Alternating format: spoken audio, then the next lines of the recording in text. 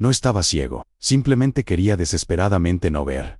Cuando le propuse matrimonio, en algún lugar muy profundo ya vivía la ansiedad y silenciosa, casi educada. No gritaba. No interfería con la vida, solo levantaba la cabeza de vez en cuando. Cuando atrapaba algo frío y distante en su mirada, me decía a mí mismo que era carácter, independencia, fuerza. Sabía que tenía una vida antes de mí. Sabía que en esa vida había hombres, y Liga seguía convenciéndome de que el pasado no era una condena. Thomas formaba parte de mi mundo mucho antes que ella. Crecimos juntos, caímos juntos, bebimos juntos.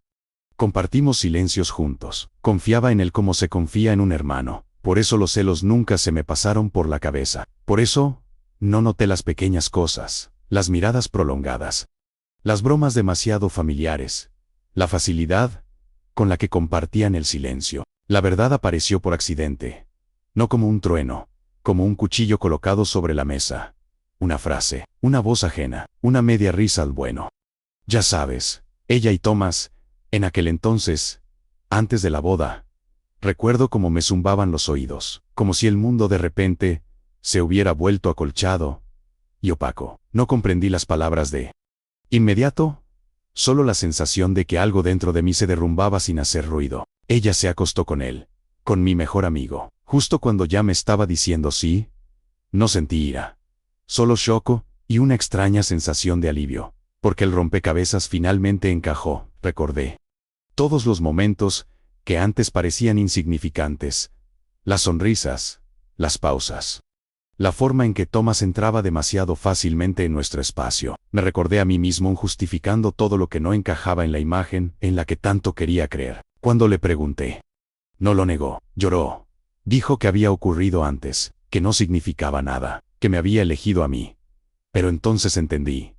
Una elección no son palabras. Una elección son los actos realizados. Cuando nadie está mirando, lo supe desde el principio. Simplemente elegí creer en la versión que resultaba más conveniente para el amor. Me casé en sí, porque a veces las personas llegan hasta el final, no por esperanza, sino para dejar de huir de la verdad. Desde ese día viví con una mujer a la que había comprendido demasiado tarde, y era con un amigo que había perdido, incluso, antes de darme cuenta de que ya no era mío. Después de esa confesión, la casa cambió. Era la misma Lee. Al mismo tiempo, completamente extraña. Vivíamos juntos, como personas que habían acabado por accidente bajo el mismo techo. Ella intentaba ser atenta. Cocinaba cenas. Me tocaba la mano. Me preguntaba si estaba cansado. Yo respondía con calma, casi con ternura. Sonreía. Pero dentro de mí algo se había apagado para siempre, como un mecanismo que ya no puede repararse. No la reproché. No volví a esa conversación. No exigí explicaciones, porque entendí una cosa. La verdad dicha, después de ser descubierta, no es verdad, es una reacción. Thomas desapareció de mi vida sin discusiones. Simplemente dejé de responder. Escribía. Llamaba. Una vez incluso estuvo frente a mi puerta. No abrí. No por odio, sino por vacío. El odio requiere energía, y yo ya no la tenía. Por las noches, me acostaba junto a la mujer que una vez amé y escuchaba su respiración. Era tranquila, honesta, como si nada hubiera pasado. Y fue entonces cuando lo entendí del todo. Ella seguía adelante, y yo me había quedado atrapado en el punto donde la confianza se rompió. Me volví atento a los detalles, a las pausas en sus palabras, a la forma en que escondía el teléfono, a lo rápido que se recuperaba después de nuestros silencios. Y un día me golpeó un pensamiento del que no quise huir. No me había traicionado por accidente, simplemente estaba siendo ella misma. El que se traicionó fui yo, cuando decidí que el amor podía reemplazar los límites. La decisión llegó sin drama. Una mañana, con café, la miré y, por primera vez, no intenté ver quién podría ser. Vi quién era. Y eso fue suficiente para irme. No expliqué mucho, solo dije, no puedo vivir con alguien en quien no confío. Ella guardó silencio, sin lágrimas. Tal vez algo en ella también lo sabía desde hacía tiempo. Me fui con muy pocas cosas, pero con una ligereza extraña que no había sentido en años, porque por primera vez no estaba negociando con la verdad. Ahora, cuando miro atrás, no la culpo ni a ella ni a Thomas. Cada uno de nosotros Fue simplemente quien era. Simplemente ya no soy alguien que acepta vivir con medias verdades. Pasó el tiempo. No el que cura es sino el que deja todo al descubierto. Viví solo. El apartamento estaba en silencio. Casi estéril. Sus cosas ya no estaban. Pero su presencia permaneció durante mucho tiempo. En los hábitos. En la silla vacía. En el gesto automático de buscar una segunda taza. No intenté llenar ese vacío con personas. Por primera vez. Era importante estar a solas conmigo mismo. Y sin excusas. Sin y sí. Y entonces llegó la verdadera revelación. No perdí a una esposa. Perdí una ilusión. Nunca hablé con Thomas. No porque no hubiera nada que decir, sino porque cualquier palabra lo habría hecho más importante de lo que realmente era. Los amigos no se acuestan con tu prometida. Todo lo demás son detalles. A veces soñaba con el momento anterior a saberlo. Era más ligero, más ingenuo.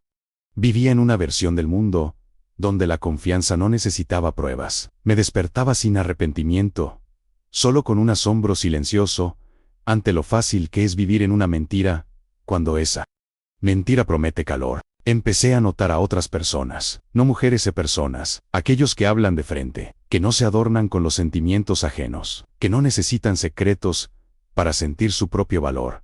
Y entendí lo que quería ahora, no perfección, sino claridad. Una tarde la vi por casualidad. Caminaba junto a Thomas. Reían, con ligereza, sin tensión. Y en ese momento, no sentí dolor, solo confirmación. Ese era su camino, no el mío. Pasé de largo, por primera vez sin diálogo interno, sin ganas de mirar atrás. Y ese fue el momento en que finalmente salí de esa historia. Ahora, cuando alguien me pregunta sobre el amor, no uso palabras grandilocuentes. Digo algo simple. El amor es cuando no tienes que cerrar los ojos para quedarte. Porque si estás obligado a no ver y ya te has traicionado a ti mismo. Y dirá yo ya no sé vivir de esa manera. Pasaron varios años.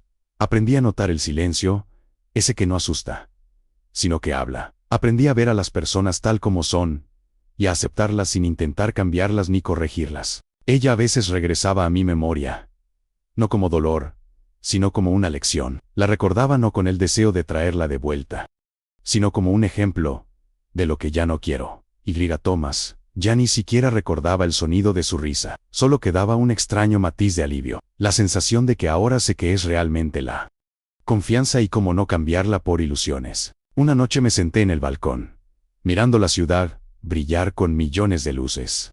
Y pensé, ¿cuántas veces nos entregamos a las personas sin saber que ellas ya habían tomado su decisión hace mucho tiempo?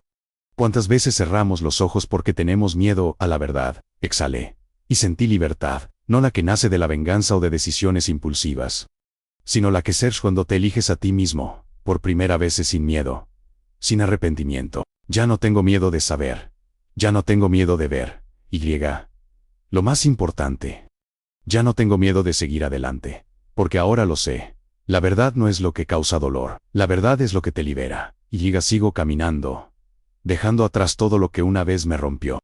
Dejando atrás a quienes no pudieron ser honestos conmigo. No camino hacia un nuevo amor, sino hacia mí mismo. Porque por primera vez en mi vida, soy verdaderamente libre.